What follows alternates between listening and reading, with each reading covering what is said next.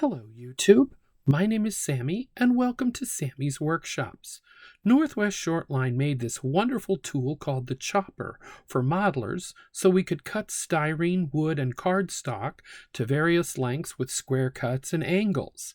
They even made a jumbo version for larger projects. Here's mine that I've been using for a couple of years now, and it shows some wear and tear. I have lost track of my angled pieces, however I found an X-Acto triangle that does fill in quite nicely. Today I'd like to show you how to go about repairing this. The way the chopper works is it uses a straight edge razor blade, and in time the razor blade does do some damage to the board itself. Now newer choppers have self-healing mats, and I have one of them, but this is my favorite old tool and I like to keep things up, and so I'm going to repair it. First thing to do is, of course, to remove the razor blade. Safety first, and they're very sharp. Ask me how I know.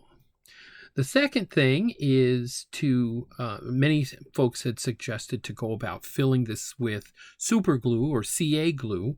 The problem with that is CA glue, when it dries, it's very hard and brittle. And I was concerned that when the blade comes down to it, that it might shatter the CA glue, creating shards, which could get in my hands, my eyes, and basically all over the workbench. Not a good thing to have done. After thinking about this for a while, I figured we'd go back and visit an old friend, 5 or 15-minute epoxy.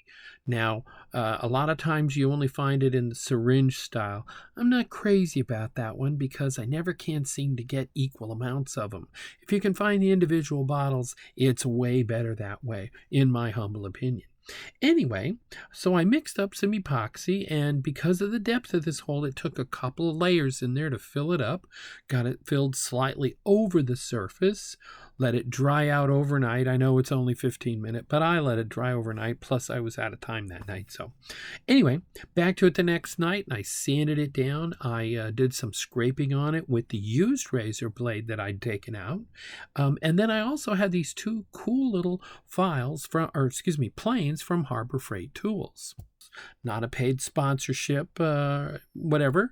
I bought the tools myself, but they were cool and I had them and they worked just fine. So between the sanding and the scraping and the planing, I got the surface back to flat and reassembled with a fresh razor blade in it, and voila, we are back in the styrene cutting business, or styrene and stripwood. Anyway, I do have another one of these these chopper tools that I'm going to do some repair work on. I have a little bit different idea there, but that'll be for another video. If you enjoyed this one, please like, subscribe, and so you get notified of new videos coming out. And until next time, see ya.